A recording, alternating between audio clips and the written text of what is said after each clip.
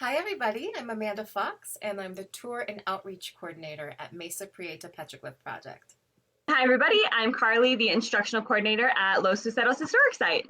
The Mesa Prieta Petroglyph Project and Los Luceros Historic Site have partnered in this collaborative lecture series, Mesa Talks. Together, we are pleased to continue to offer the microphone to exciting and visionary speakers who enrich our understanding of the history, culture, arts, and more of northern New Mexico. I'm super looking forward to this talk, and thank you all for joining us. We, as at Los Luceros, are really happy to be in a partnership with Mesa Prieta because even though our site is still closed, we are able to provide you with amazing content like today's talk with Chester. If you want any more virtual content, check our New Mexico Historic Sites virtual summer camp, available on our Facebook page and on our website. Make sure to sign up for Mesa Prieta Petroglyph Project's newsletter and follow us on Facebook and Instagram to stay up to date on all of the latest news, events, and upcoming virtual tour content. Today we are pleased to present our own Mesa Prieta Petroglyph Project's archaeologist, Dr. Chester Liwosz. He will be presenting Conserving Sonic Heritage, the importance of soundscapes to rock art landscapes. Thank you. Thank you for joining us. Thank you. Thank you for tuning in. And before I jump into my talk, I would like to remind everyone that our next installment of the Mesa Talks series will be on the, as usual, last Tuesday of the month. So it'll be on the last Tuesday of July. It'll be Matthew Barber, who will be discussing an archaeological perspective on hunting in New Mexico. So please tune in for that. And without any further ado, let's get started.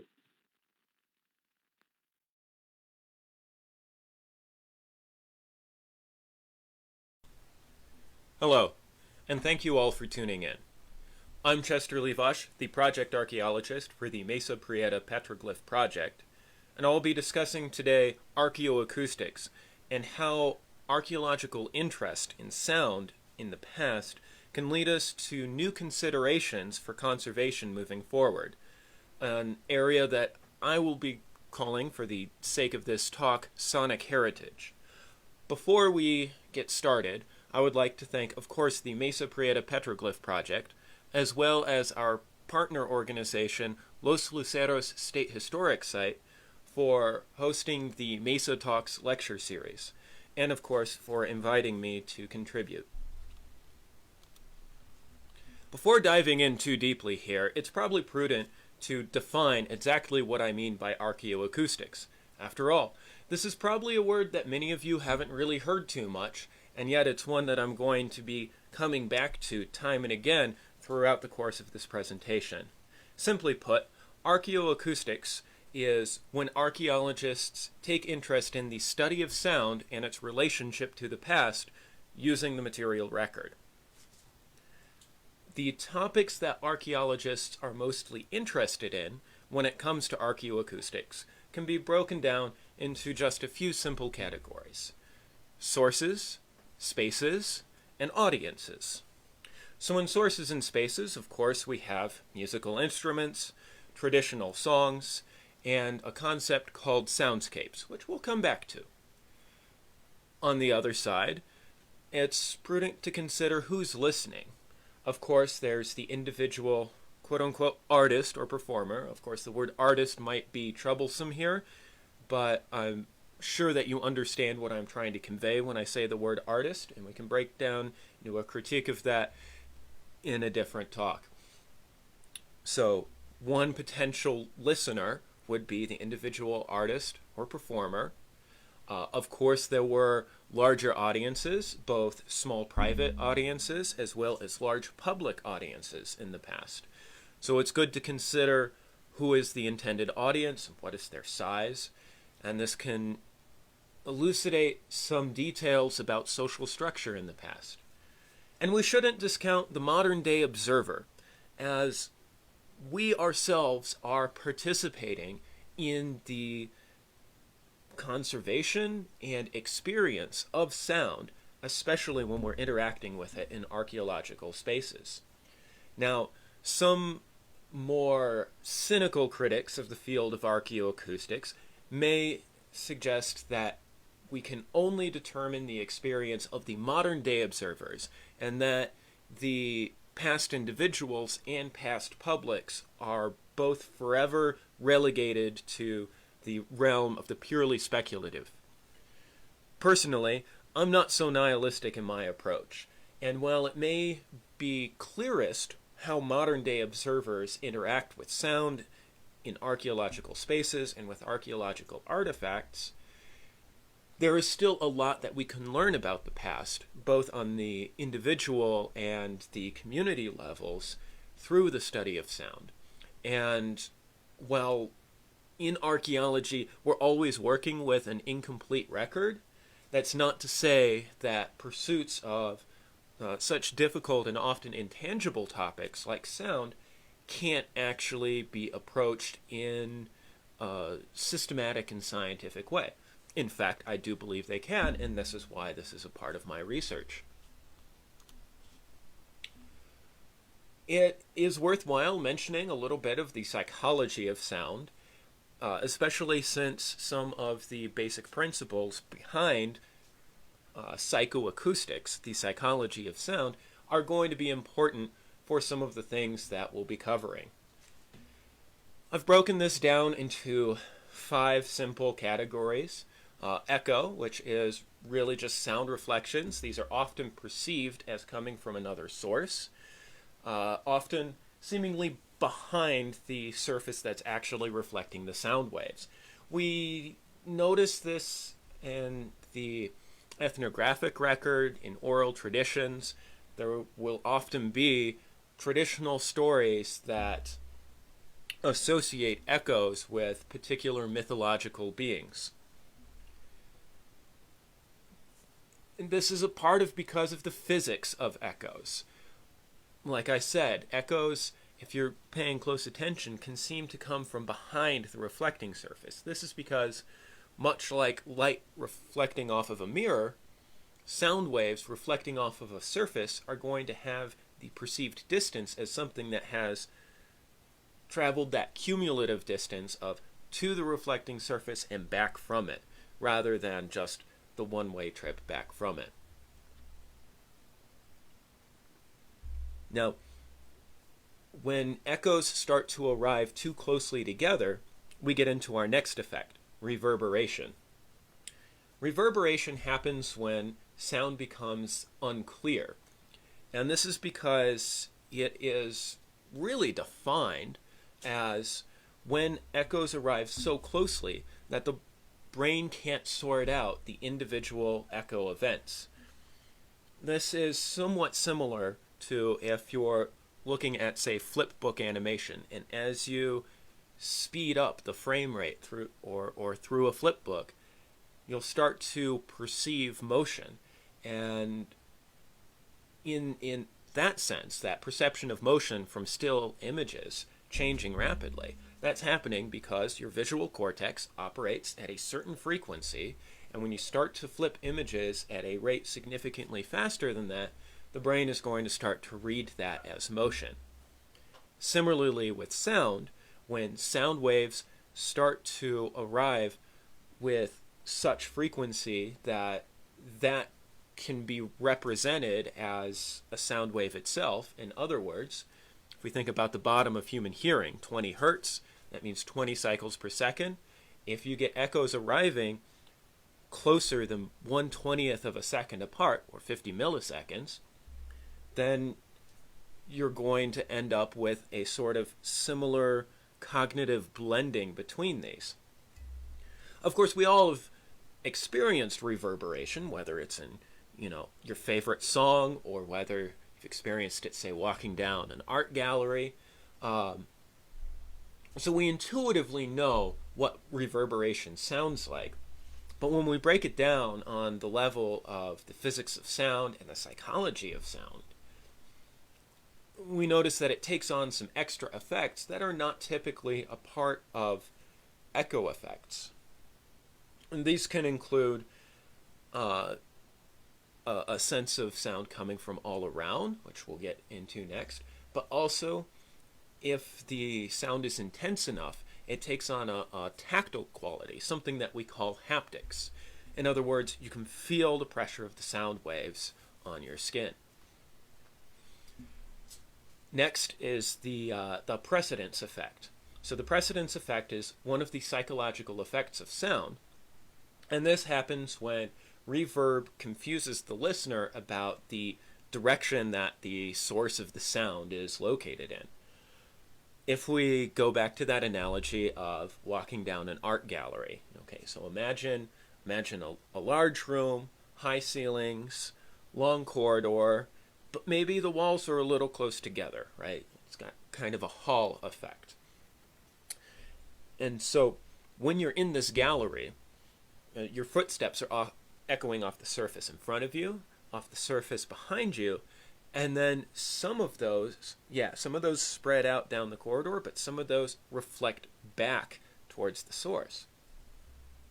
And so you begin to hear your footsteps from 3 or 4 footsteps back. When these are arriving at the same time as another sound, say you're within 50 milliseconds, you get an echo off the surface in front of you, off the surface behind you, and then one each from further on down the corridor to the right and to the left.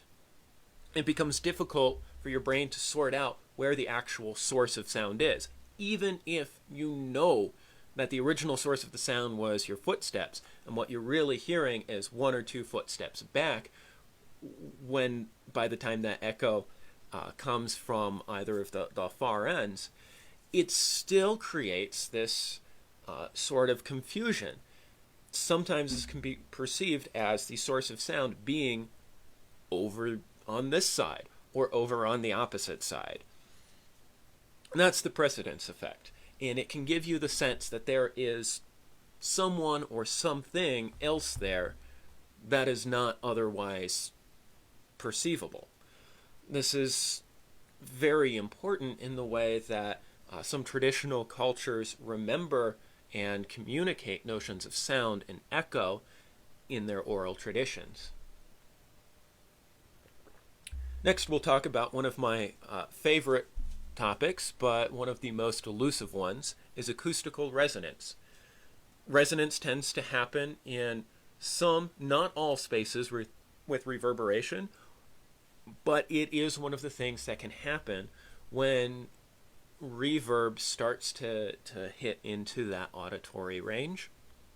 And resonance is really the accentuation of particular tones in an enclosed space based on the mathematical relationship between each tone's wavelength and the dimensions of that space. So each wavelength is an integer divisor of one or more of the dimensions of that space, or you could describe the sound waves also as multiples of, well, in the terms of frequencies, as multiples of that fundamental frequency, that is the dimension of the space.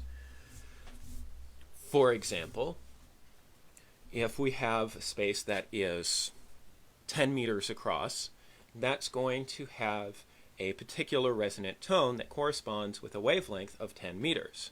Now, depending on a number of variables, humidity, temperature, elevation, pressure, the speed of sound actually kind of changes. So that wavelength could be associated actually with a range of tones depending on these variables. But probably a 10-meter wave is going to be just below the human hearing range of 20 hertz. Now, when I say that it's also multiples, resonant tones can also be multiples of that wavelength. That's the dimension of the space. That's what we call the fundamental wavelength. And these multiples, say of 10 hertz, or whatever the hertz reading is for that 10-meter wave at your given settings, that means also a 5-meter wave will fit in there, a 2.5-meter wave. Now this is definitely getting firmly into the auditory range, as well as a 1/3 meter wave will repeat 30 times in that 10-meter space. All of these are what we call resonant tones. However, A 7-meter long wavelength will actually be dampened by the shape of that space because it's going to create destructive interference. And so when we have a resonant space, you will hear certain tones accentuated while other tones are dampened. And those tones that are accentuated actually kind of tell you something about the shape of that space. Finally, there's infrasound. Infrasound describes these sounds that are below the human hearing range, so below 20 hertz, and is particularly used to describe those that are believed to influence mood and state of mind. Infrasound, specific frequencies of infrasound, have been closely associated with experiences of the supernatural and other sorts of cognitive effects. If we go back to that precedence effect of possibly someone being there, when you start to combine effects like infrasound and the precedence effect, it can traditionally be seen very much as if this space has a presence in it, another entity. And in fact, that is something that can be experienced even in the current day, even by someone who is aware of these principles. So, how do archaeoacousticians approach sound? And what does this have to do with heritage? Well, the first step in conserving sonic heritage is going to be documentation, whether that's of the sounds of a particular instrument, whether that's the sonic properties of a large space, or the acoustic properties of a sonic space. This begins with anecdotal evidence, and to describe anecdotal evidence, I will relate to you an anecdote. I've had the fortune of traveling to Latin America a number of times. These have been very special experiences in my life. And as one does when traveling to Latin America, I visited some of these monumental urban cores of the past, such as the one shown here, which is Oaxaca in southern Mexico. So, if you've had the chance to go to these places, you might have noticed tour guides when they reach open spaces like the plaza shown here. We're actually looking through a series of doorways towards the plaza. But the tour guides will position themselves strategically in the space and then start snapping or clapping.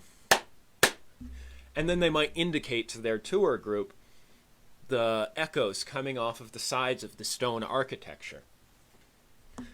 This is an anecdotal observation of the behavior of sound in this space, and it is the first important clue in taking a more in-depth study.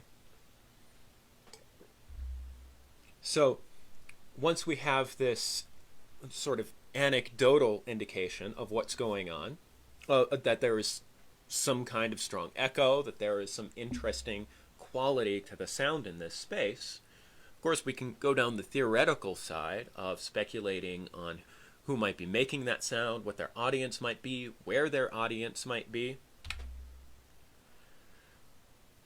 And to address those theoretical considerations, we undertake systematic experiments to quantify the sound, its behavior, and if that's consistent with our postulation. So experimental archaeoacoustics is mostly what I do within the subfield of archaeoacoustics.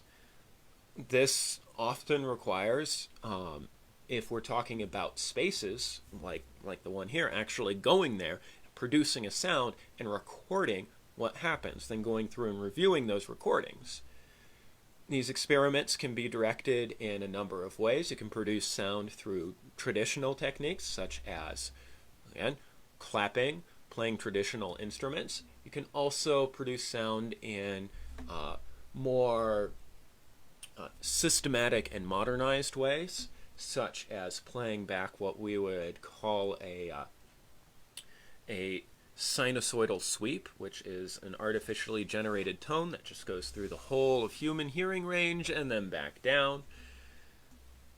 I'm not going to play that for you because it sounds truly terrible, like a slow car alarm with the battery dying.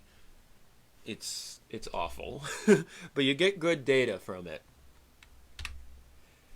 And another way we get data is through predictive approaches, taking the dimensions of that space and the sorts of materials that it's made out of. Same thing with musical instruments, taking their dimensions and their materials and trying to match that up with particular wavelengths, such as, the potential resonant wavelengths of a musical instrument, of an enclosed space, echo delays, which direction they'd be coming from. But this can get complicated, and so actually a very select few archaeoacousticians are expanding into the realm of computational modeling, taking essentially acoustic engineering software, feeding in data they have about how a space looks now or how it might be reconstructed, and getting some idea of how the sound would probably have behaved in the past given those inputs. And so I've mentioned instruments a couple of times. Here's a couple of drawings from actually my very first excavation, which was in central Honduras, so working with some Mesoamerican materials.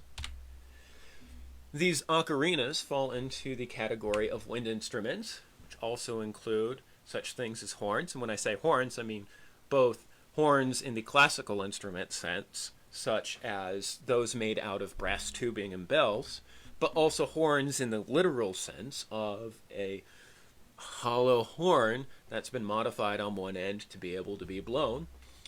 Of course, shell trumpets operate on very much the same principle. They are very much horns.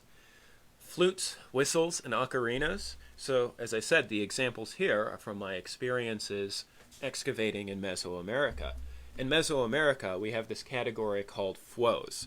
Stands for figurines, whistles, and ocarinas. So here we go. I'm describing these in terms of flutes, whistles, and ocarinas, but we can borrow that Mesoamerican term FWO. And the reason why we call it that is because, especially in the area that I was working, what we find in the archaeological record is musical instruments that are often decorated like people, as you see on the left, or animals, like the monkey you see on the right. And these ornaments can be broken off, so we might find just a face. It looks like maybe it's a figurine, but we don't know. Maybe it's a whistle. If the whistle has multiple chambers or multiple holes to control the sound, then it's an ocarina. So when we're finding fragmentary evidence of FWOs in Mesoamerica, it's difficult to say what it is, only unless we find an actual complete or near complete object. Of course, percussion instruments, I'm sure I don't have to give any examples. Anything can be a percussion instrument. That just goes without saying. String instruments, of course, we're all familiar with, say, violins, but there are other string instruments, and we'll be getting into, actually on the next slide, an example of a string instrument in its early development. And natural objects can be instruments as well.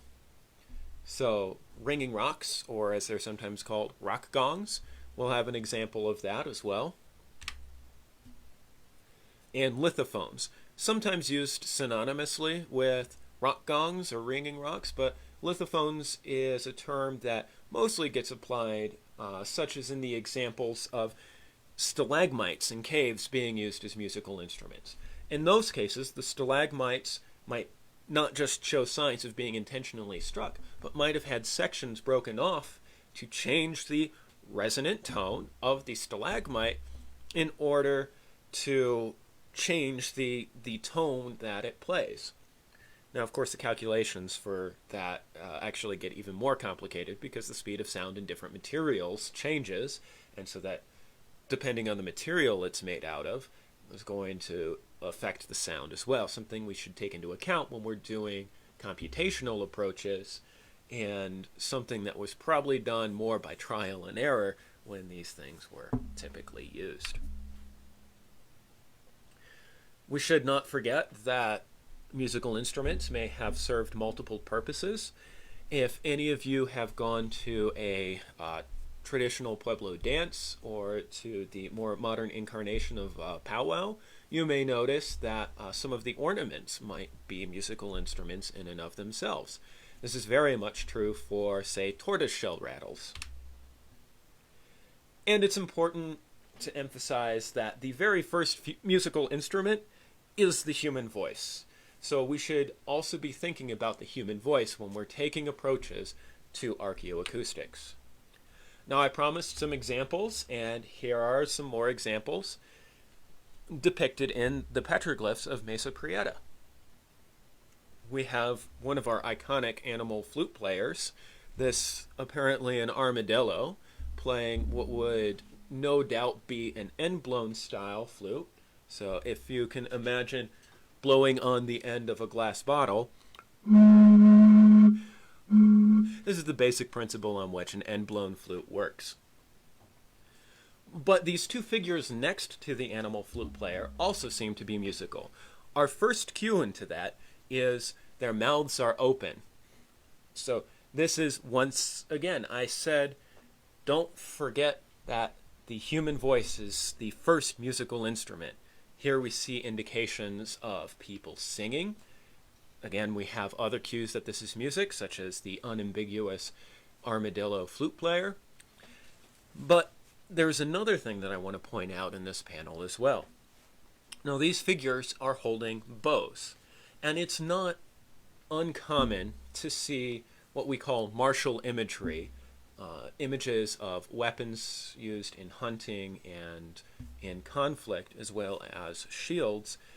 It's not uncommon to see these in traditional dances, but it is interesting that these bows have no arrows. And while they may simply be bows as ornaments, the way that they're being held and the lack of arrows leaves room to interpret these to be music bows. Now, the music bow has been independently invented around the globe multiple times, just as the bow itself has. Why do we know that? Well, during the initial peopling of the Americas, as well as the original settlement of Australia and in other places, bows had not been invented by the time the original settlement of these areas occurred. So people arrived without bows and invented them multiple times in Afro-Eurasia, Australia, and the Americas. Virtually everywhere that we see the invention of the bow, we also see some sort of instance of a music bow, essentially beginning to play a bow either like a harp by strumming it with the fingers, or almost like a violin by rubbing it with a stick or the shaft of an arrow. Since we have no arrows here, we might speculate that these bows are being played in the harp way. This is, while not definitive, certainly supported by the faces with the open mouths singing and the armadillo playing. This panel also prompts questions into what are we interested when we're discussing the archaeoacoustics of instruments in the past, and how does that relate to conservation and preservation? Well, one of the most popular topics to investigate when it comes to instruments is tonality. Was there some kind of established tone structure? What are the tones of an individual find? Much like these figurines, whistles, ocarinas that we see in Mesoamerica, we have multi-chambered wind instruments, or rather multi-key wind instruments, even though it's really a single chamber for the flute depicted here. But we're still interested in where those are positioned. What are the dimensions of the flute? Is there any kind of standardization? Even without that standardization, what are the tones of the individual instruments? Now, for Mesa Prieta, that's somewhat speculative, because while we have ample depictions of flutes in the iconography, we actually have yet to find a preserved example. This is probably because they're made of perishable materials and have since decayed away. In other regions, we have found flutes made out of more durable materials, such as ceramic and bone, and in those instances, some folks will take interest by measuring the dimensions and the positions of the holes to try a computational approach to figuring out the tones that these might have played when instruments are preserved well enough and when there is permission from the rightful owners of that cultural heritage. Depending on your jurisdiction, it might be the national government, it might be a local government, it might be a tribal entity, it might be an individual private landowner. Depending on if you're able to get permission, some folks are able to play these. I have had the fortune to play a 1,000-year-old ocarina. And so that's where we can go from computational to back to experimental approaches to investigate things like the tonality of the individual instrument and the tonality of a collection of instruments. Same can be said for music bows, but again, this is going to be very speculative because music bows are inherently made out of perishable materials. And the tones of a music bow are, even if the bow itself is preserved, the tones are not going to be, because the wooden material will of the bow itself is going to have undergone a certain level of dehydration and decay. The cordage used will not necessarily be taut, and the amount of tension, of course, is going to change the tone. However, in theory, it still is an avenue that can be investigated. One of the approaches might be an experimental reproduction, and by making a large set of experimental reproduction music bows with traditional materials, trying to get the dimensions as true as possible to the past, and then playing with tension, one might be able to extrapolate a range. I mentioned another type of instrument is ringing rocks. This is the utilization of natural materials to make a sound. Here we have an example from the Death Valley National Park, and the slope that these petroglyphs are on is absurd. Every single one of those tablets of stone has a sound somewhat like this.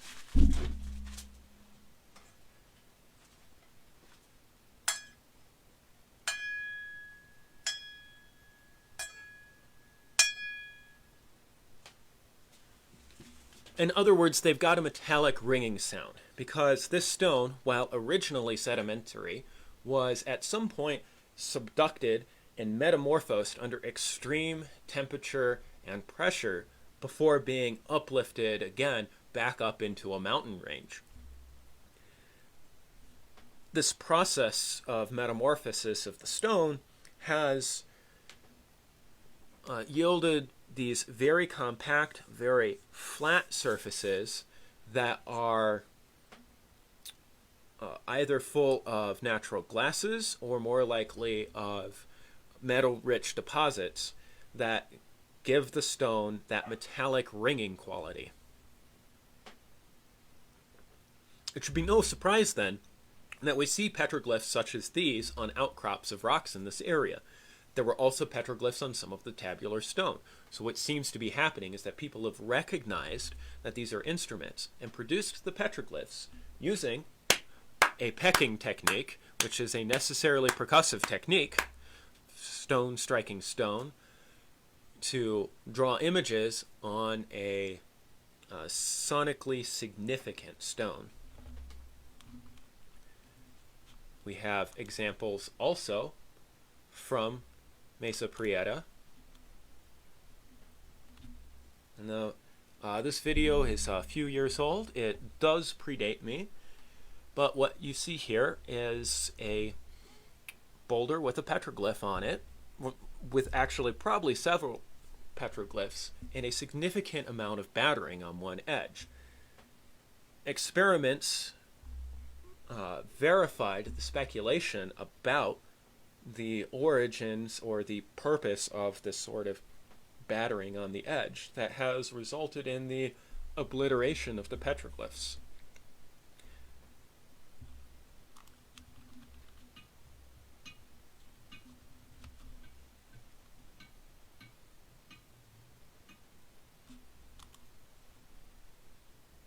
We're going to play that again for you here.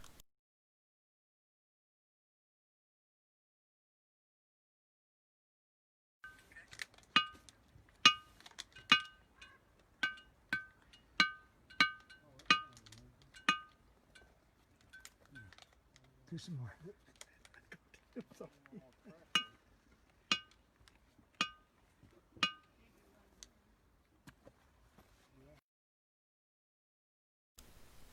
So this is something that we don't do anymore. We don't strike the surface with stones anymore. But this experiment is actually important in what it reveals. And this is verification of the ringing rocks. We continue to find more ringing rocks on Mesa Prieta. In fact, our summer youth program documented at least one very clear ringing rock with a petroglyph on it this summer.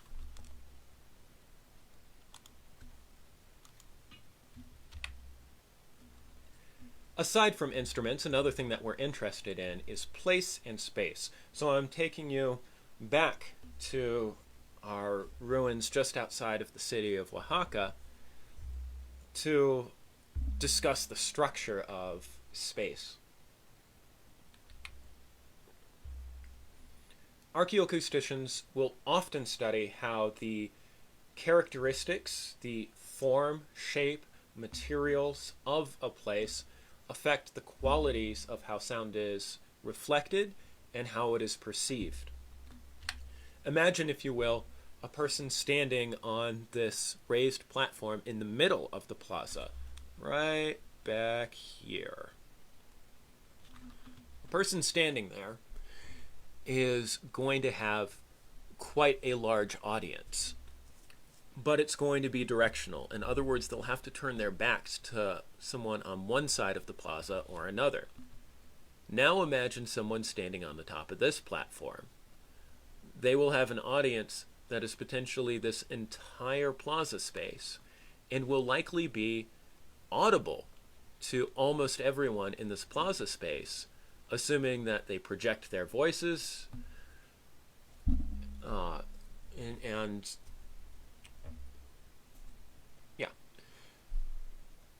so this is one of the considerations that we think about, is how does the arrangement of space not only affect the sound, but where the audibility is and what are the social implications of that.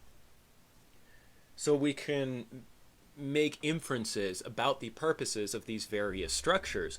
What is more appropriate for delivering a speech or song or other sort of audible cue to a larger audience. There's active research going on right now in South America about this interplay between leadership and audiences in large public spaces like plazas. So I would suggest, if you're interested in learning more about that, reading some of the recent works by Miriam Kohler. The idea, if I'm to summarize it here, is that even small audio cues can be used to orchestrate labor and to organize events, but the structure of space, whether it is a constructed space like you're seeing or a natural space, plays an important factor in the separation of the leadership and those communicating the directions versus those performing the actions that are cued by whatever the sound is. This ties into the broader concept of soundscapes, which, broadly speaking, could be anywhere. It's just the term soundscapes really describes considering how sound plays on a landscape scale. A subset of the idea of soundscapes is the idea of sound sheds, and that is an area of interaudibility. In other words, an area where a person in one spot can communicate with a person in the other spot. That's what I'm trying to illustrate by these examples of the use of a plaza space, and that's very much what works by folks like Miriam Kohler address. We're interested, of course, in how architectural constructions change the perception of sound, might have been used intentionally to direct sound. So examples of this could be plazas, kivas, temples, Neolithic barrows, as well as how natural spaces might be utilized in a similar way. I'll be playing for you some examples from Mesa Prieta regarding that. But before we get to that, there's another natural landform that I'd like to talk about, which is singing sand dunes.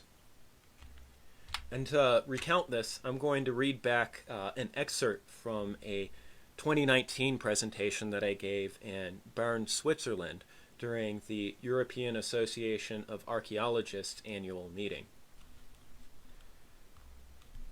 Sizable sandstones are striking features of several deserts across the world.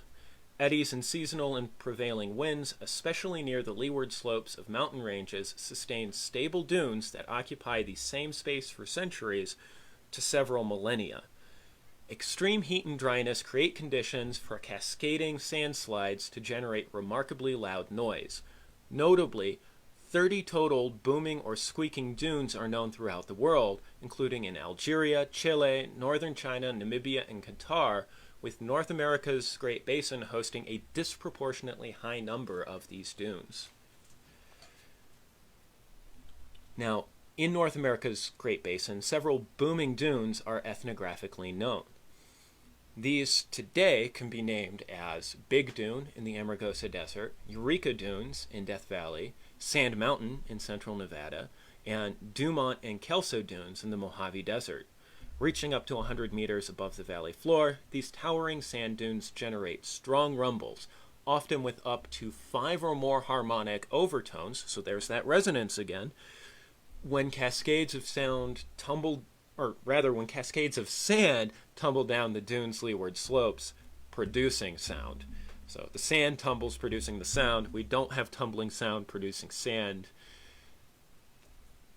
for obvious reasons. As the mechanism appears to involve friction between cascading sheets of sand with specific grain attributes, extremely dry conditions are required. Big Dune, one of the examples given, and its regional counterparts were conceived of as active participants in communal gatherings.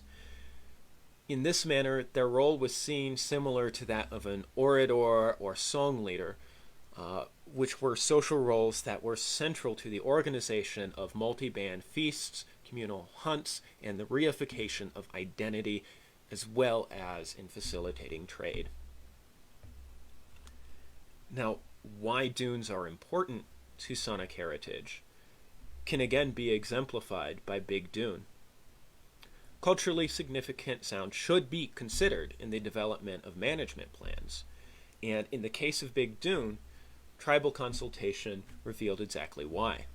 Tribal representatives and archaeologists successfully argued for a proposed solar array that was originally to be placed at the foot of Big Dune to be relocated to a different portion of that desert, several miles away, due to its potential to disrupt the environment that supports Big Dune. Both the viewshed, the natural environment, but also because the installation of solar panels could have disrupted the air currents that allow Big Dune itself to form. This is an example of a success in conserving sonic heritage. And we will get to some examples of more complicated more complicated examples of the tension between conservation and development when it comes to sonic heritage. I also want to discuss box canyons because these are also enclosed spaces, and this is where I have done most of my acoustical research previously. Here we see a view out of a box canyon and in the Mojave Desert, one of my former research locations. But to best describe these, I think a little video is in order. So this is a virtual tour from a 3D reconstruction, and you will be hearing sound accompanying this. The sounds that you will hear are a musical composition made with a little bit of artistic license from the measured resonant tones in the space that is being modeled. Now, I do apologize. In order to be able to include this in the presentation, I had to drop the quality down. So this won't be true HD quality, which means that it's going to be difficult to discern some of the petroglyphs. But this room is loaded with petroglyphs.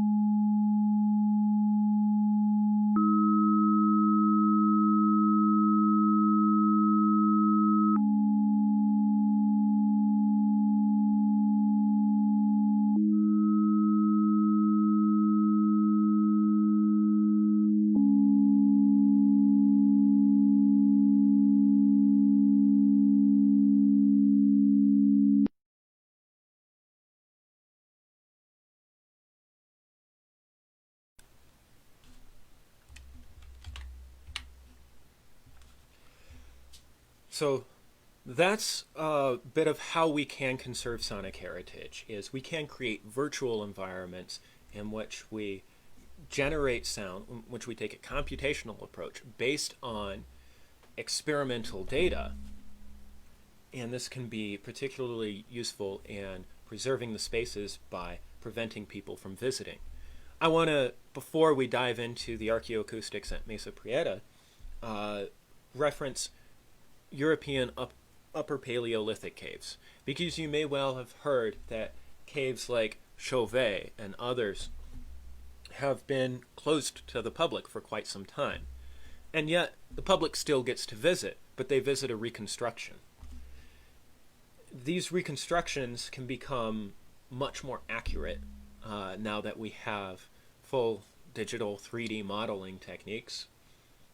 And in fact, we can use immersive experiences like VR to present these spaces without actually physically taking people into spots that might actually be delicate both for their cultural significance as well as their ecology.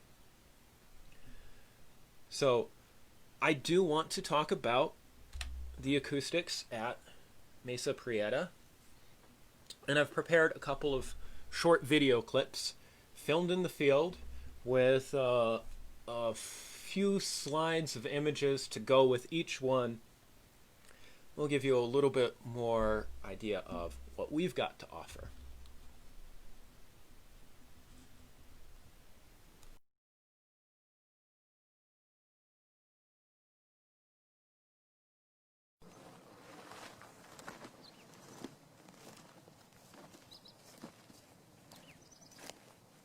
So I'm standing here on a rather important part of the mesa, but an area that you may not normally get to see, as it's not included in our regular tours. This area has one of our denser concentrations of petroglyphs, and some really fantastic images, very meticulously executed, some of them very large in scale, such as the very large two-horned serpent behind me. But this area is also important for other reasons, one of which may likely be its acoustical properties. See, this spot has very strong echoes.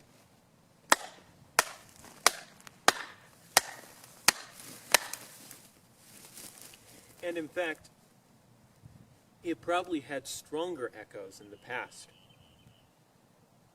We're in an area sort of at the top of a little canyon running up the side of the mesa. So this canyon has walls that reflect sound inwardly. Right here, where the petroglyphs get very dense, we have little lobes where the canyon widens and then narrows back down at the ends. This creates a natural amphitheater effect. However, this natural amphitheater is not in the condition that it originally was when the ancestors of Tewa peoples made these petroglyphs back here. Behind the camera, behind me, is a large scar from mining activities that happened in the 1990s. This changed the shape of the head of this little canyon and impacts the amount by which the echoes are reflected in between the walls, and also increases the delay of the echo coming back. Now, why would this be important? Why is it worth noting that the echoes have changed? Well, because given the qualities of this space, we do still get very strong echoes. I can walk off camera and demonstrate.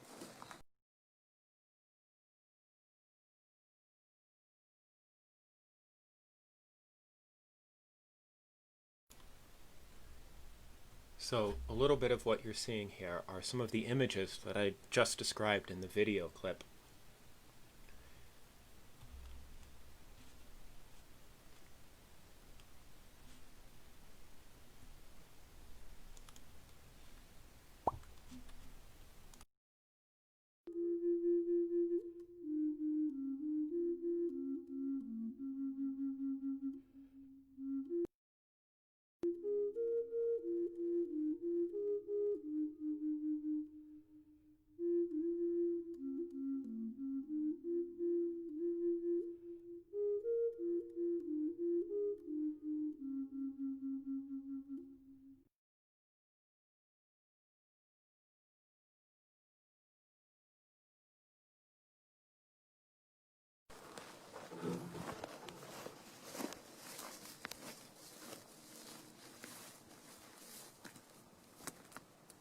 So we're once again in a part of the mesa that many of you watching this video probably haven't seen, as again this is another area that we don't normally operate tours in.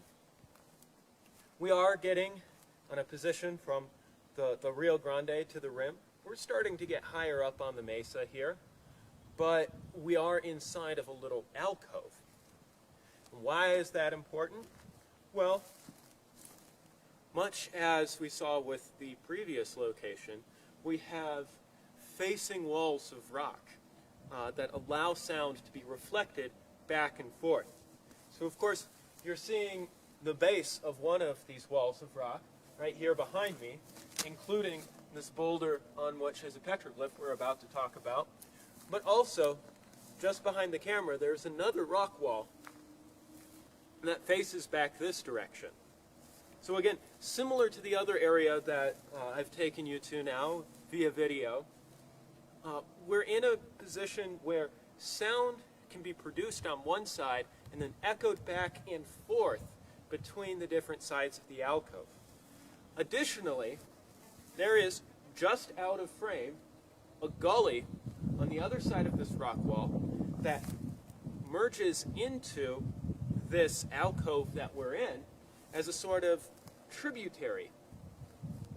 That gully has another wall on the opposite side of the one behind me that goes up further.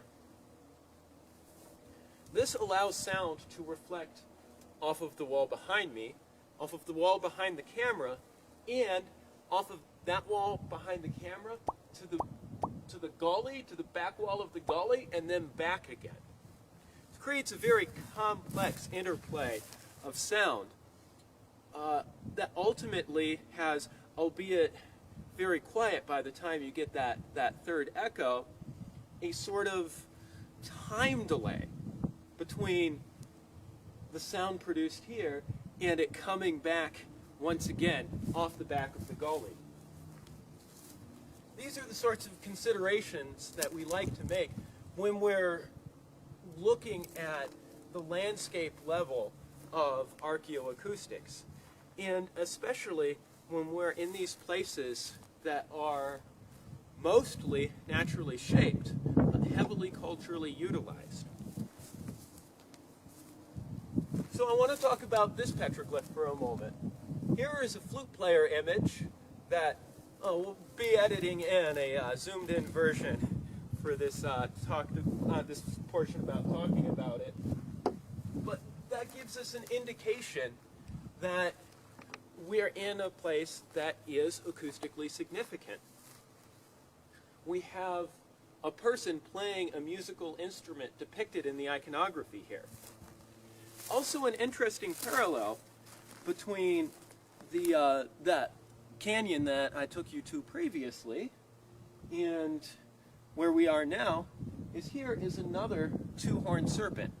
Not as large as the one featured before, but still very meticulously executed with substantial infilling of the pecking as well as apparent eyes. So there's a lot of time and attention to detail.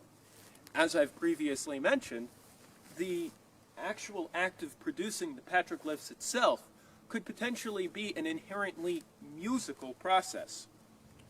The flute player behind me and the two-horned serpent are made with that same pecking technique that I previously described. So again, this gives a sort of percussive quality that can be added to whatever else is going on in this area. Imagine then the sound of striking this surface.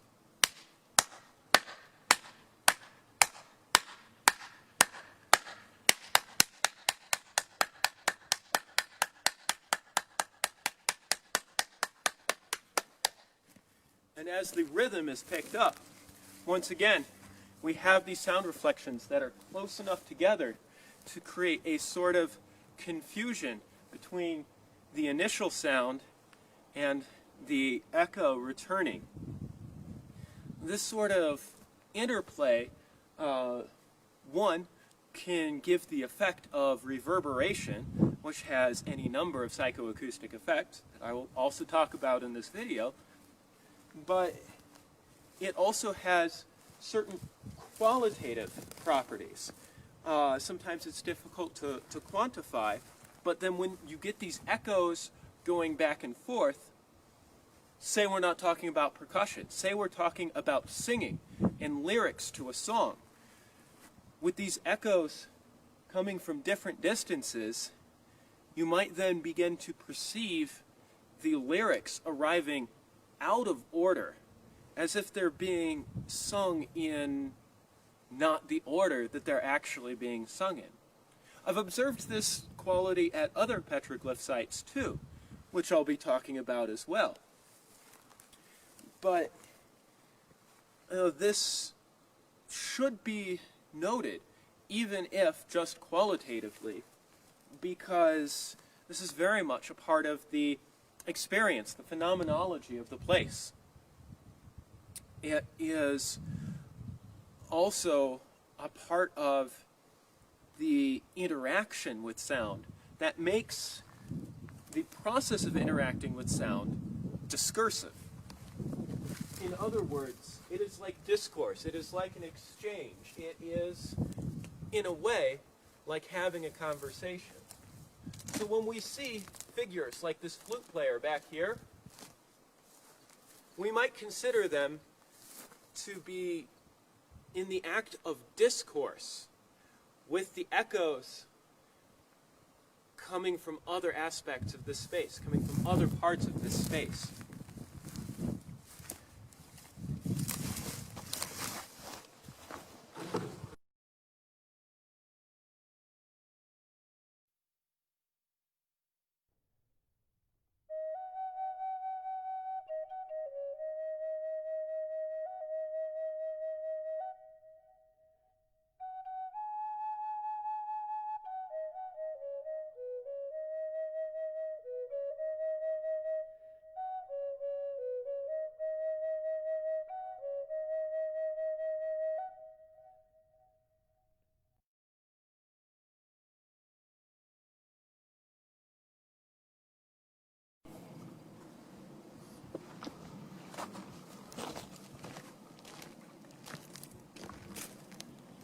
now we're in an area that many of you might be familiar with.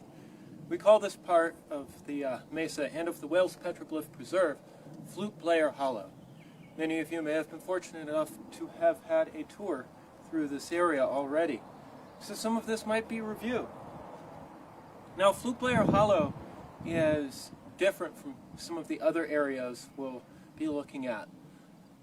It's very sheltered, so this space blocks off a lot of the wind.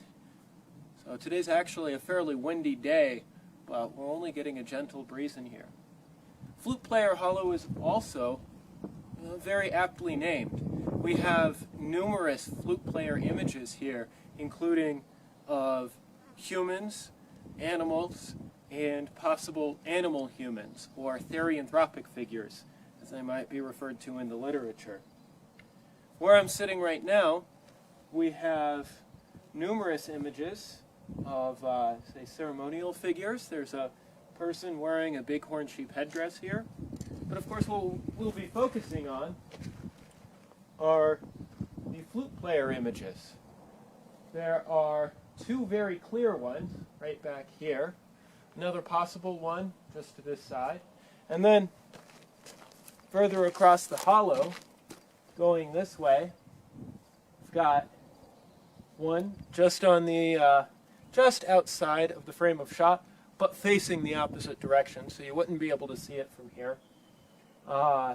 Several more on that hillside, in fact, making this part of the Wales Preserve the largest concentration or densest concentration of flute player images that we have. We do find these all across the Mesa, but they are most common here. So why here? Well, for one, we're in an enclosed area, so we have walls facing each other. Good echoes. We have echoes coming from further over this way, where it opens up a little bit, and there are several flute player images among the boulders on one side of two facing walls.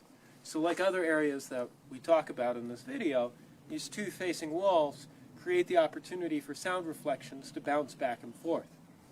Now where we're set up is an even more enclosed space, with the walls that are much closer together.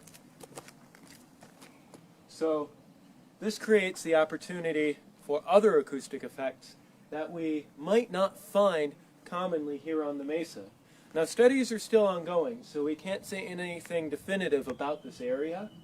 However, based on prior experience and rudimentary idea of the proportions of this space that we're in, we have the potential for there to be acoustical resonance.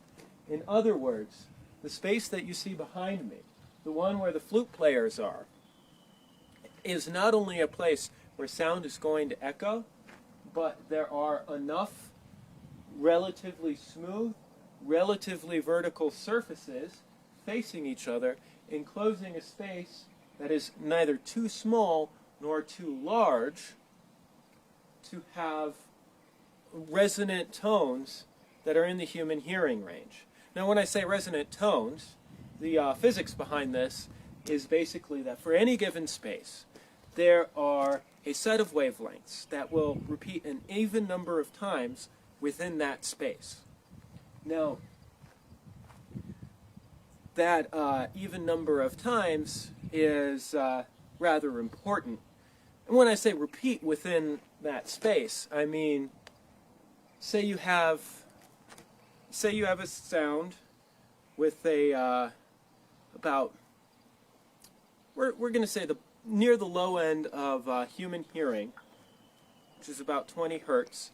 Depending on the conditions, the temperature, the air pressure, the elevation, that 20 hertz can be represented as a waveform, which it will have a specific wavelength that is equal to a specific distance. So when a space has that particular distance in it, then it will increase the apparent volume of anything, of any sound wave that is 20 hertz or a multiple of 20 hertz.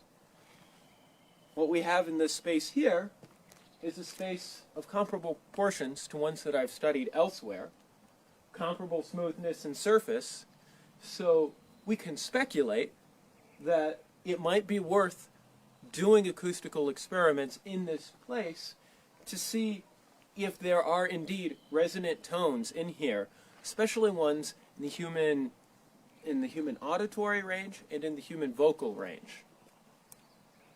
I would say that that's quite likely.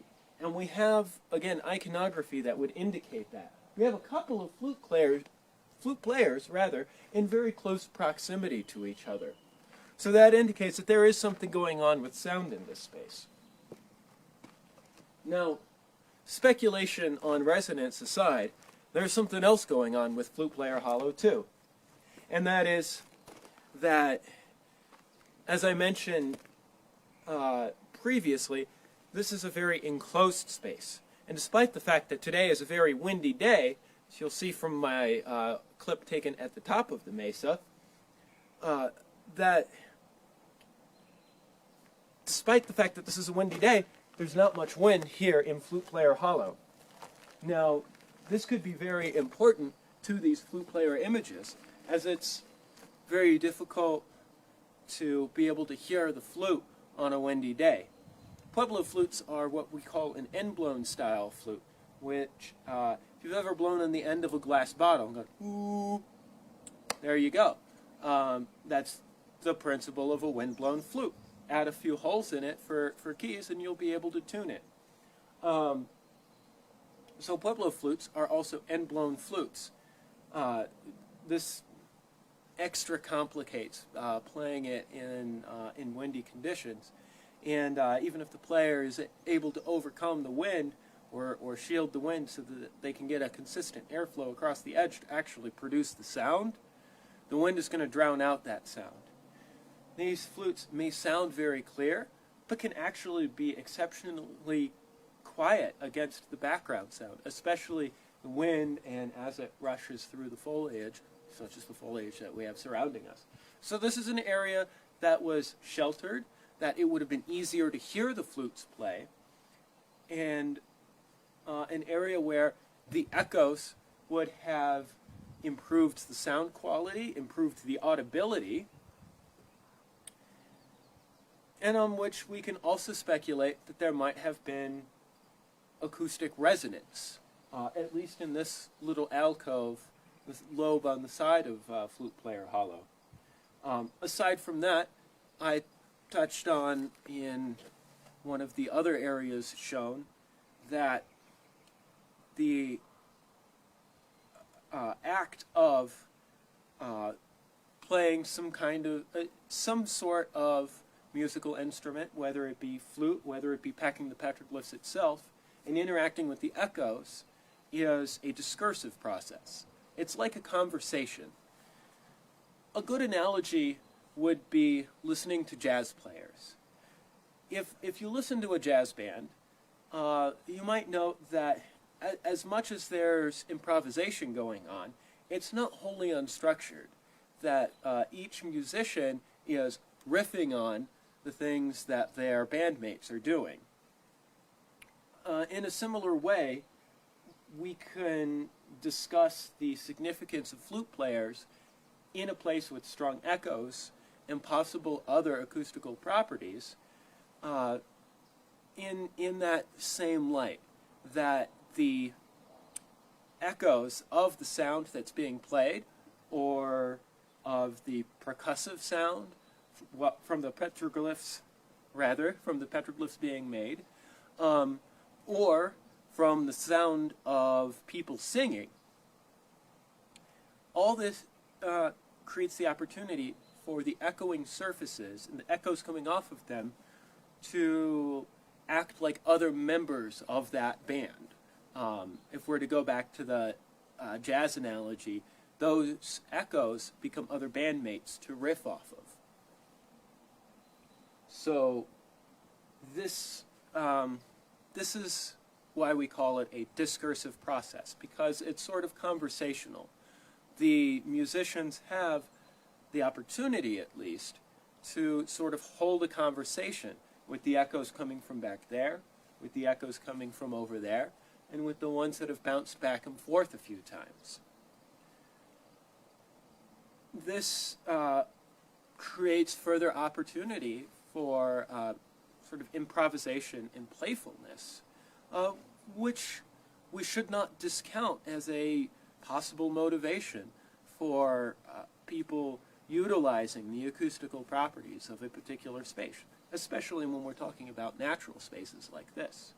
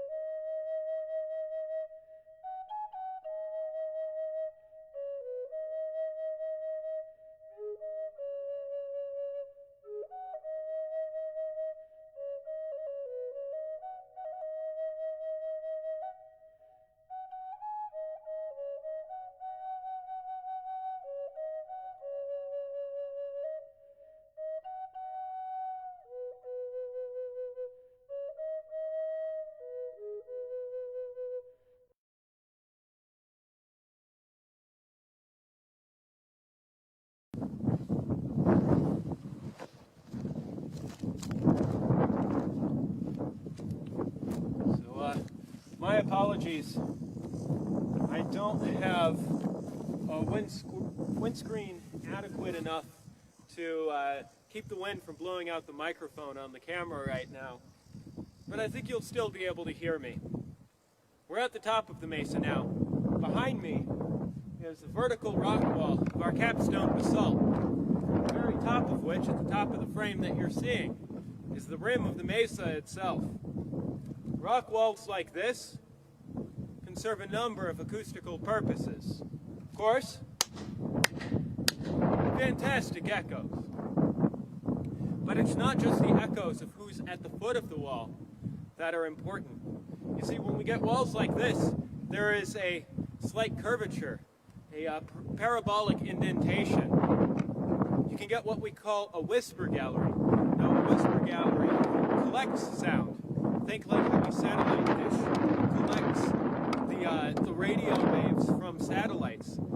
Similarly, a parabolic shape in the rock wall can act as a collecting point to focus sound, so that a person standing in the right position at the focal point of a slightly, even so slightly parabolic shape in the wall will be able to hear very clearly things happening quite a distance away.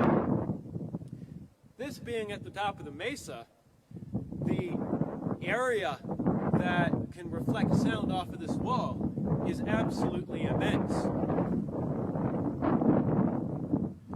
So these can be useful for observing what is going on. In this instance, for listening in on what's going on down in the river valley below us. Now, you may wonder, what does this have to do with petroglyphs? Well, to my right, on a boulder on this slope of boulders, right next to the rock wall, is our friendly two-horned serpent that's been following us throughout these shots.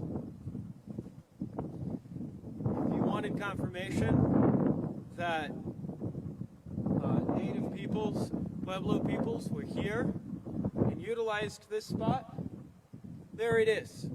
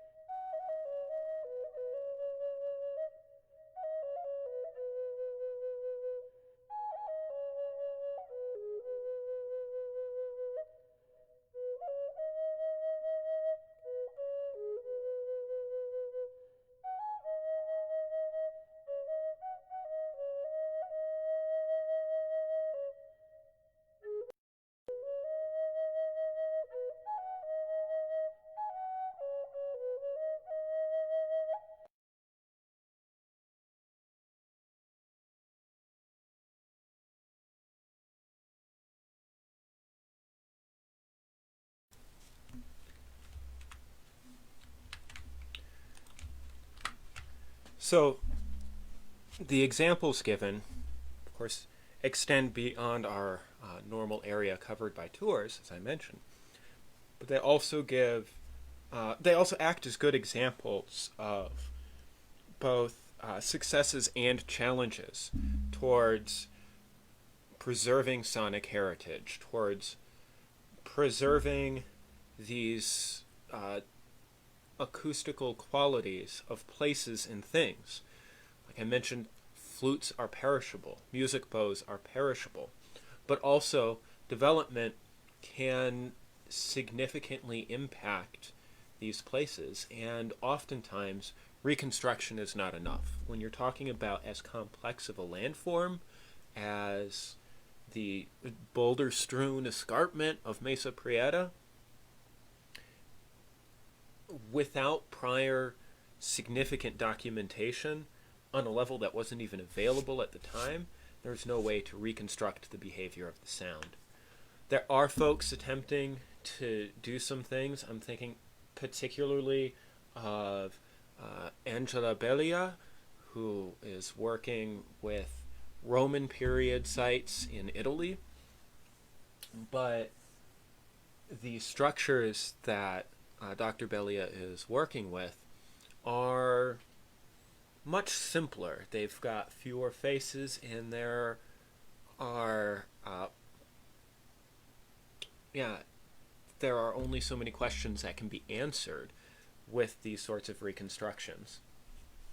And again, once we lose the ability to do the experimental side of things, not only is there a significant amount of data lost or data potential lost, but it can be difficult or impossible to reconstruct.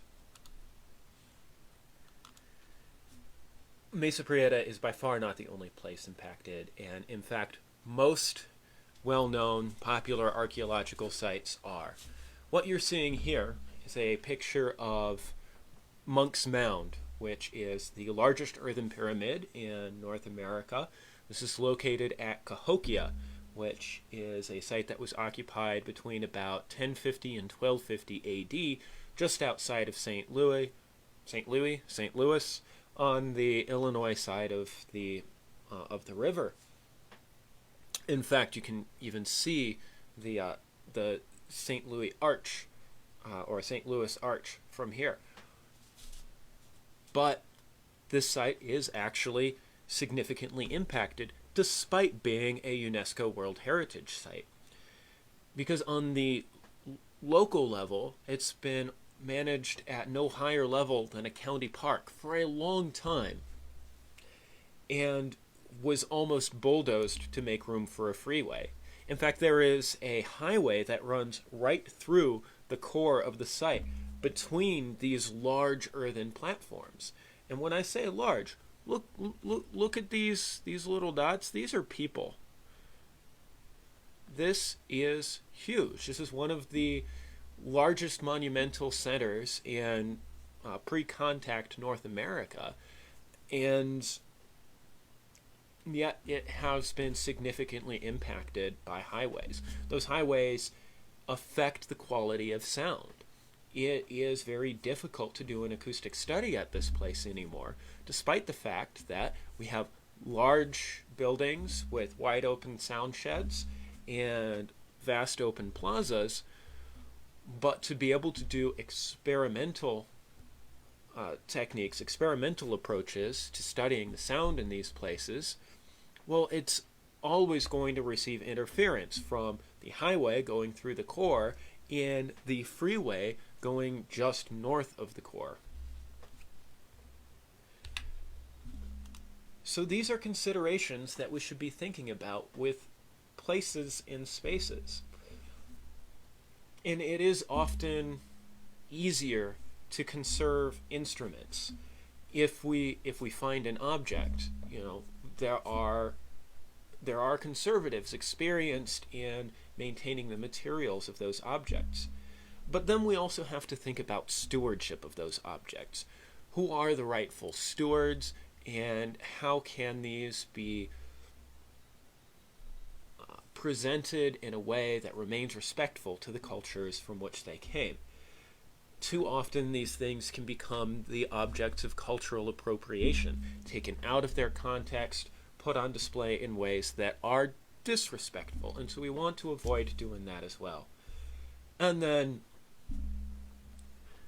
ultimately we want to identify these places before they become too significantly impacted, so that we can make proper management decisions about how a space is to be approached, about how an object should be conserved before it becomes damaged or contaminated. If you were interested in any of the things that I said today, here is a incomplete bibliography of some of the references that I used. So feel free to write these down, pause the video, screen cap this. We've in fact got 2 slides of that. So yeah, but take note, these are great springboards for getting more into archaeoacoustics and some of the cultures whose cultural heritage we've covered here too. And I want to thank you all once again for tuning in, and have a wonderful summer, and have a musical summer. Thank you.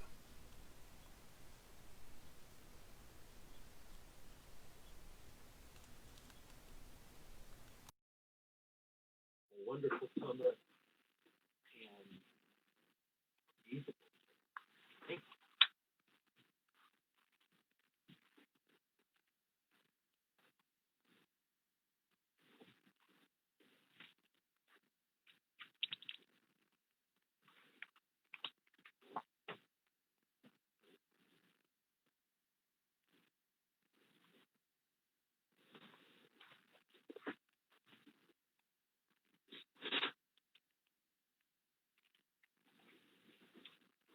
All right. Thank you, Ethan.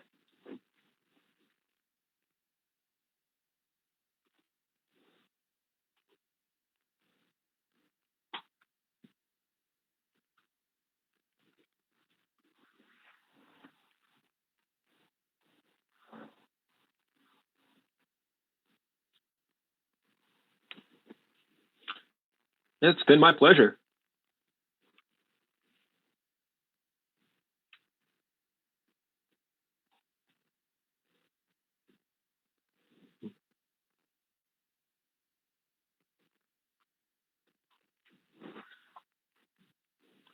Well, short answer is no. I did a little bit of scan of the literature, particularly around feasting and other sorts of large communal events, the sorts of contexts where we would expect to find these. And I haven't seen any specific mentions. The long answer is that this doesn't necessarily mean that they haven't been encountered, that they don't exist in the area, that they weren't used in the past or in present day rituals. It simply means that they were more recorded as a part of field notes documentation, but were left out of the reports on these things. I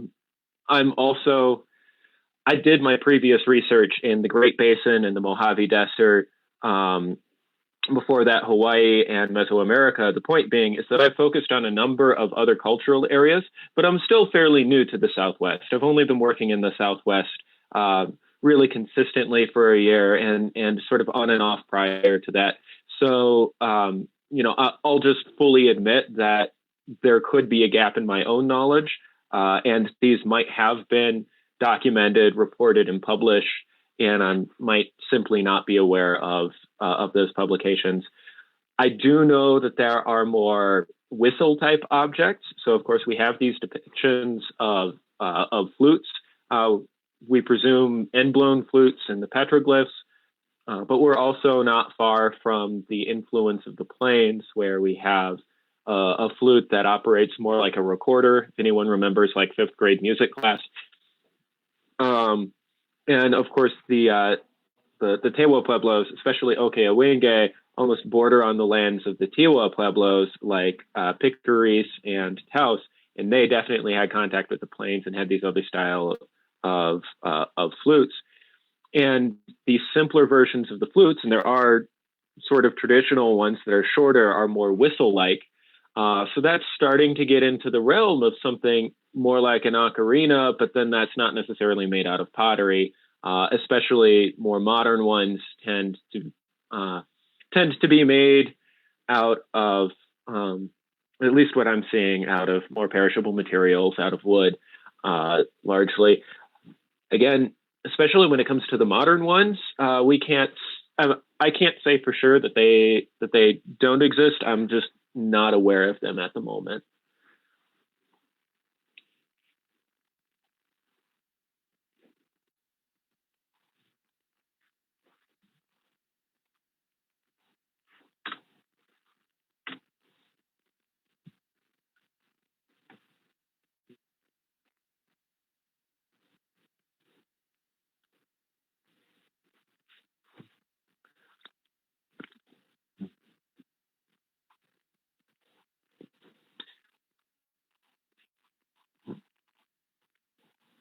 Absolutely. Thank you, Paula.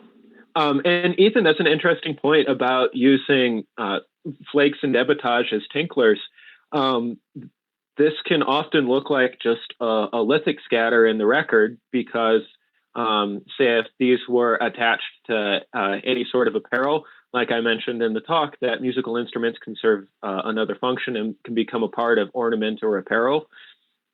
But this might even be archaeologically invisible, and they just appear to be from the reduction of the stone tools. There do seem to be some locations. I'm aware of at least one site in southeastern Oregon where the locations of lithic reduction sites seem to be placed specifically because of their relationship with sound. There's sorry, excuse if you can hear the sirens in the background. I was talking about this site in Oregon where there are lithic scatters on opposite sides of a lake, both 90 degrees from a rock wall. And so this rock wall with petroglyphs on it seems to be reflecting sound from when people were reducing the tool stone into stone tools, as well as anyone who's been sailing on a calm day will know that a flat surface of water can also reflect sound. So, yeah, I mean, that would be an example of evidence towards sort of what you're talking about of these stone flakes and stone debitage being used as a musical instrument as well. And like I said, if you string that up, there might be no evidence of that once that string decays. This is something that we see with pendant stones in the Great Basin. Sometimes they're called charm stones. We tend to reserve the word pendant for ones with a drill hole through it, but even without the drill holes, they were secured to everything from cradle boards to costuming, and they have these intricate designs on them, and they would have made a tinkling sound when they were strung up. But, you know, very much like if you were to take the stone debitage, string it up, and then the string decays. Once the string or the fabric around it decays, or once it just falls out of place, there's really no evidence left on it that shows that use. So it can remain speculative, but I do think that there are lines of evidence that this is something that's happening.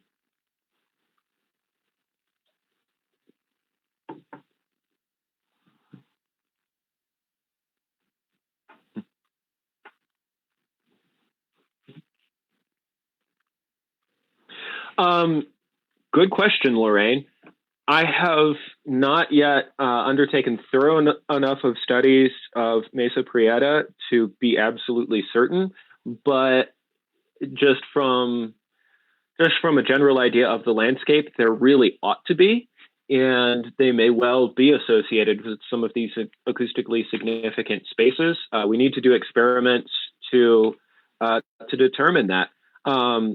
at other places I've worked, this is definitely a thing. So for the audience, the concept that Lorraine is asking about, we sometimes refer to as sound sheds, the area over which sound is conducted. At some of the box canyons I've done previously, there are multiple internal sound sheds, and that's because the canyon might kind of cut back and forth, do little jigs and jogs, and while it's doing jigs and jogs from left to right, it's also doing this going up. So you'll have more of a slope or vertical wall, and then a relatively horizontal area, and then another slope or vertical wall, and repeat that. And so these changes in direction, both vertically and horizontally, end up creating these sorts of sound shadows that Lorraine is asking about. And when at least in my experience, and I think I need to build a bigger sample size of sites that have been studied to be sure, but it does seem that different sound sheds within a single petroglyph site will end up having different iconography. So one sound shed, I'm just going to use an example. At one slot canyon that I worked in, there were 3 distinct sound sheds. One included the lower section of the canyon, the lower third of the canyon, and an area extending out from the canyon at least about half a kilometer to another site with a rock shelter on it. And all this was one sound shed. So if you make a sound at the rock shelter or in the canyon, you can hear one from the other, at least from the lower third of the canyon to the shelter and vice versa. The iconography in this sound shed had a lot to do with hunting images. When you get to the next sound shed, so as you're going into the canyon, there's a corner that you turn, and then it just goes quiet. You can't hear anything from the previous sound shed. You're suddenly in a very different space, and the iconography changes drastically. So the hunting images start to go away. We get a lot more images of mythology and astronomy. And then there's a third sound shed, and those images in the third sound shed are, they take on yet another character. So yeah, very good question, Lorraine. As I said, I haven't thoroughly studied Mesa Prieta enough to know exactly where those acoustic shadows are, but we would expect them to be there, and they probably were significant. If and when we find them, then it'll be time to examine if there's differences in the iconography between these different sound sheds and what that might imply about how these spaces are used, what sort of symbolic significance they had, and of course, our management decisions moving forward from that as well. Awesome. Thanks. So I guess people are having a hard time hearing me, but hopefully they can hear the questions being asked now. So going on to the next question, more of a comment. Amy Crane says that she votes for Chester to have his own show or weekly 60-second educational videos. She's hooked, and she says you make it look so engaging and easy to understand. Thank you, Amy. I do at least have a monthly show right now, the monthly chat with the Archaeologist, which is on the second Friday of every month. I like the suggestion. I'm still getting used to producing all this content. This is my second of 3 talks, all within 2 weeks of each other. So over about a 4-week period, I'm doing, starting with one talk. Now we're in the middle. I've got one more in a little under 2 weeks. So we'll see how I handle like every other week before expanding into weekly. But I like the way you think. Amy continues on to say, she asks the question, she says, you might have mentioned this and I missed it. What other tools do you use besides clapping, singing, or other instruments to measure in various soundscapes? Okay, so yeah, clapping, singing, snapping can give a general idea, but it's not a very consistent source of sound. So some early archaeoacoustic studies came under some criticism because no two claps are exactly the same. So there's a team working out of Barcelona that they use balloons. So they inflate a bunch of balloons to the same size and then pop them. That's one solution to get a consistent sound. Previously, I've used stone-on-stone percussion. So I'll bring to the site a tablet of stone that is as close of a match as I can find to the substrate that the petroglyphs are on, and then I'll use culturally appropriate materials, which I think will answer another one of the questions we had too, to percuss that tablet of stone. And those percussors, we think that at Mesa Prieta, some of them were granite, but other ones were quartz, and quartz would be more consistent with what we're seeing broadly across Western North America. There's a certain symbolic importance to the use of quartz. It has a quality called triboluminescence, which is a result of its piezoelectric field. Throwing a bunch of jargon out at you. What this means is that quartz is a crystal, right? And in that crystal lattice, you will eventually trap energy. This will get stored as photons when electrons become dislodged from their orbits. And that photon gets stuck in the crystal lattice and can't release to let the electron drop down to its lower energy state until you actually strike the quartz and break the crystal lattice. The other way to do this is to heat it, to expand it to the point that the crystal lattice reacts.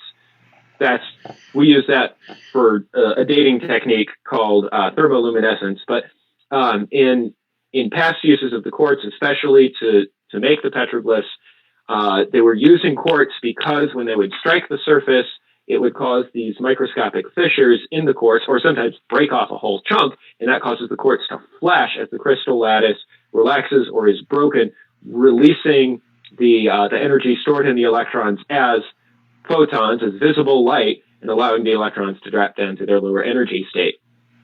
This flash would have, in a lot of Native American cultures, been seen as a connection to lightning, and so the sound of producing the petroglyphs is connected to the sound of thunder, and now you've got your lightning, so you've got thunder and lightning. So there was a deep religious symbolism involved in using quartz to make petroglyphs. So, to get back to the question at hand, it was what other tools do I use? So I was just describing using. I would use quartz impactors or quartz hammer and chisel stones on a tabular piece of stone similar to the substrate that the petroglyphs are on to make this sound. And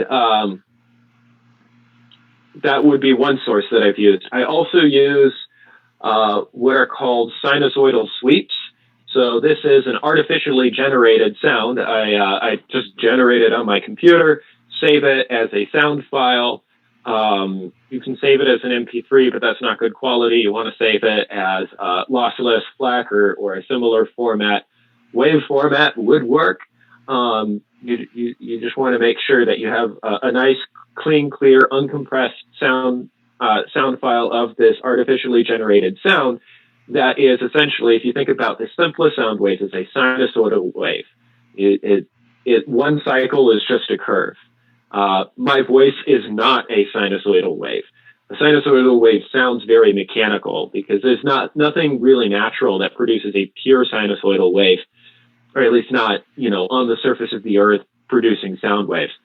But this allows us to, we can start with the sinusoidal wave at the low end of human hearing range, and then play it through the sound file, shortening that wavelength, increasing the frequency, increasing the pitch of the tone, and sweep all the way, whether you want to go through the human vocal range, through the audible range, whether you want to pick out some other range so you can tune it for, you know, if a flute plays within a certain range of frequencies, you can tune it for those flute frequencies.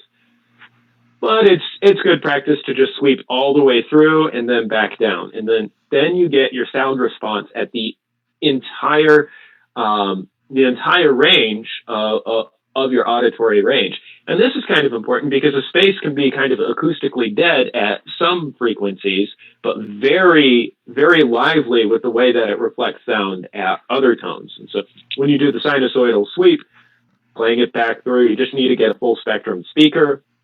It's any speaker that, you know, could respond to sound for the entire human vocal range. So you play it back through this, you can get a response of the space in all these ranges. And I have noticed that some of the spaces I've studied respond better in particular ranges. Some spaces, say, in the male vocal range, others in the female vocal range. And so these are some of the qualities of sound that we're sort of looking for, but we can represent it in a metric way because we're doing a more sophisticated approach than, you know, my favorite of banging rocks together, that gives you this broad spectrum response. I do want to mention one other way that we get responses for percussion devices, or for percussion sounds. So I said I was banging rocks together. There is a device, and in fact I have one, but I, out of respect for the intellectual property of the inventor, I'm not going to show it on camera. We sometimes call this the Waller device. Now, this was contrived by the archaeoacoustician Stephen Waller. He's brought attention to this topic in North America, and it is a device that can produce it is a mechanical device that produces a very consistent percussive sound, much more consistent than me clanging rocks together, clapping, snapping, possibly as consistent or even more consistent than popping balloons.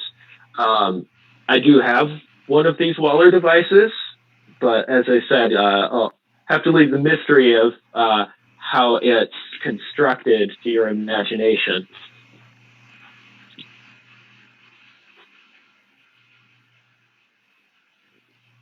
So, awesome. So to the next question, I hope everyone can hear now. We had a question asking about ocarinas, what they're made out of and what they are. Yeah. So the examples that I gave in my slides were those were made out of clay. They were fired clay pottery. The way that they made them is actually very interesting, and I don't have a link to the article. There is an article that I did illustrations for of the process of making them. Essentially, you take a ball of something about the size that you want the inside of your chamber to be. You lay the clay around it, cut around it, take the two halves off, take the ball out, and then put them back together.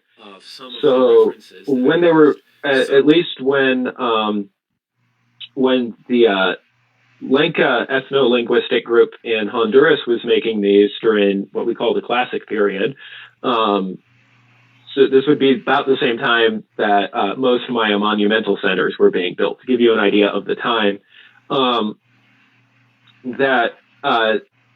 So they would do this and then put these multiple chambers together. So you have your two halves, you use a pokey stick to put a little hole in it, and then you attach it to another one and attach it to another one. And often you get like anywhere from 1 to 3 lobes or chambers on your ocarina. And then they stick the figure, which is cast in a mold on that. And then the mouthpiece on the back end. So from the front, it looks like a figure. And then from the back, it's all like lumpy spheres and really interesting. So yeah, most ocarinas that I see are made out of clay. They're not all made in this. They're not all made in this way, but yeah, usually made out of clay. Oh, you can have a little whistle in there too. So some of them we have evidence that that in some areas they stuck a little like stone or shell or something to rattle around inside, much in the way of like a safety whistle has that little thing to rattle around inside. So when you're blowing it, it's not just a straight tone, but it kind of varies. I've probably got one over here, but I'm not going to play it for you. I'll just blow out the mic trying to do that. Okay, so Chester, it seems like for some reason they're having a hard time hearing me. So what I'm going to do is I'm going to go ahead and post the question inside of the chat here on the Jitsi. So here's the next question. All right. Hold on a sec. Okay. The next question. So I've got Judith Williams, right? So it'll be the last one. Okay, last one. Where did the main population live? Did they travel to the Mesa specifically to make the petroglyph music rituals? Good question. We think that there has been some debate. We do think that most of the petroglyphs made at Mesa Prieta, especially from the classic period onward, which for this region, what we're calling the classic period, begins around 1300 to 1350 AD. We believe that the main community were ancestors of the Tewa. We cannot rule out the possibility that Tiwa also contributed, and that would especially be worth considering if we do further studies of the northern end of the Mesa, because it is very much in this liminal space between Tewa lands and Tiwa lands.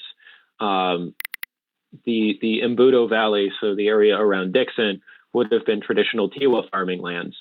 But for the most part, we do believe that the petroglyphs at Mesa Prieta were mostly produced by ancestors of the Tewa, especially after 1300 AD, which would account for probably a solid 80% of our petroglyphs. On that, okay. Yeah, so the Tewa communities around today, the closest one today is Archaeoacoustics, formerly San Juan Pueblo. So our last speaker, Art Cruz from last month, is from Archaeoacoustics. He is full-blooded Tewa from Archaeoacoustics. So we try to work closely with Archaeoacoustics. We shouldn't ignore Santa Clara, but there was another Pueblo close by, especially during the classic period, and that was what Art Cruz's talk was about, was the Pueblo of Fioge near the present. Sorry, if you just catch me turning back, I'm just making sure my dog isn't causing too much destruction here. So yeah, anyhow, Art shared the story of Fioge Pueblo, and Fioge was very near the grounds of what is today Los Luceros. And so we do believe that the residents of Fioge contributed significantly to the corpus of petroglyphs at Mesa Prieta. Fioge would have been a Tewa Pueblo. There are certain caveats, of course. Prior to the Tewa migration into the area, or the migration of ancestral Tewa to the area, there were other residents of the Rio Grande and the Chama, so they probably do contribute some of the heritage of the peoples of the native peoples in this area today. They probably also contributed at least somewhat to the petroglyphs on the Mesa. Of course, the pueblos all up and down the Rio Grande exchanged with each other, which anytime that you get economic exchange, you probably also get people, intermarrying in between these places. We also have a few petroglyphs that are done in very non-Pueblo styles that we think might be created by Comanche.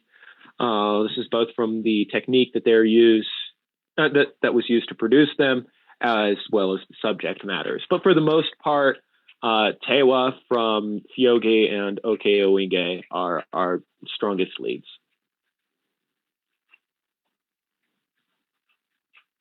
So I'm going to pull up the chat here, and let's see here. What's our next? Okay. Do you know if these natural sound amphitheaters were used in connection to fertility rites? Good question. I would say generally we cannot say definitively, but I certainly would think that would be a strong speculation on which to build a hypothesis. Native American religions, especially of the Western United States, seem to have strong emphasis on fertility and world renewal. So I would say it's a good hypothesis. But it's, hold on, my screen is being a little weird here. Yeah, whether or not that's specifically in these amphitheaters, whether, the amphitheaters are being used for something else, starts to get a little bit more difficult to say. It really comes down to what kind of songs are being sung, really. If we're going to talk about the amphitheaters and sound and their connection or lack of connection to fertility rites, it's entirely possible, but we need to know more about what kind of songs were being sung, and that comes down to we need to do ethnographic work and take a good hard look at the iconography. So Lorraine asks, have any studies been done concerning the topographical influence on the formation of native language? Interesting question. How topography influences language, I don't think I've seen a study on yet. That said, if you're looking for probably, I think that it is certainly, landscape is remembered in the language. If I can reference some of the work that I did in the Death Valley area and in the Mojave Desert, the groups there, the way that language was described was often in terms of body parts, and much in the way that that hikers will describe the landscape today. So, like, the foot of the mountain, the mouth of the canyon, et cetera, et cetera. The headwaters, the headwaters of a water feature. So there's that. And then there are definitely oral traditions about things like sound. One of my favorites comes from the indigenous residents of Beatty, Nevada, who are right on the edge of the traditional lands of the Timbisha Shoshone of Death Valley and the Pahrump Valley Paiute of, Pahrump Valley. So they're probably Shoshone and or Paiute. And they have a story about Tsoapitse. Tsoapitse was a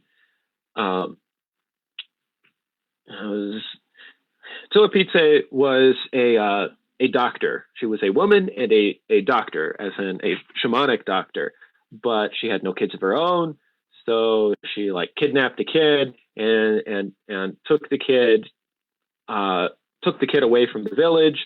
But Coyote and the other villagers were like not happy about this, so they tracked down Soapice. The kid gets freed. Soapice goes into hiding in a canyon and crawls into the mouth of her spirit guide, Togoav, the serpent. There's a lot of symbolism in here that I'm not going to unpack, but so she basically, this is a metaphor for going underground already inside the canyon. So when Coyote gets there and calls out, Soapice, where are you? Soapice just mocked Coyote by calling back, Soapice, where are you? And so that's how Soapice became Echo. We have other similar stories from, say, Utah of like how echoes come to be, and usually it's a main character who ends up also becoming the namesake for Echo. So in that way, yeah, landscapes kind of have influenced language, but yeah, I don't think that there's really been systematic studies on that, at least not in North America. So let's see here.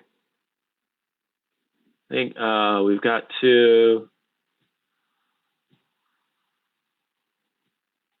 I noticed, Judith Williams had a comment. I noticed a petroglyph on a trail behind the house showing a person with a bow over his head. I've never heard of people using bows to make sounds. It makes sense, though, when you consider the cello. Yes, Judith. In fact, the way that music bows are identified in the iconography of petroglyphs and pictographs around the world can often be related to the position that the bow is being held in.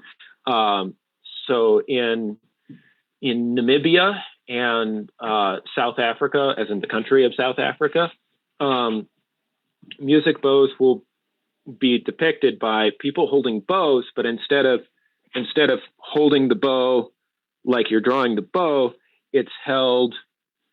There we go. Instead of holding the bow vertical like you're drawing it, it's being held like this. If you imagine that this is curved, so that they can strum it like that. So sometimes when you see bows held in awkward positions, like the petroglyph of the person with a bow over his head, that could be an indication that it's being used as a music bow. And yeah, I think looks like that might be all of our questions. I want to thank you all for tuning in. Of course, thank you, Ethan, for being the man behind the curtain again, for being the wise Wizard of Oz. Thank you, everyone, for tuning in. I do want to remind you all once again, our next installment of the Mesa Talks will be. Let's pull this up here so I don't get it wrong. Do tune in for our next installment of the Mesa Talks.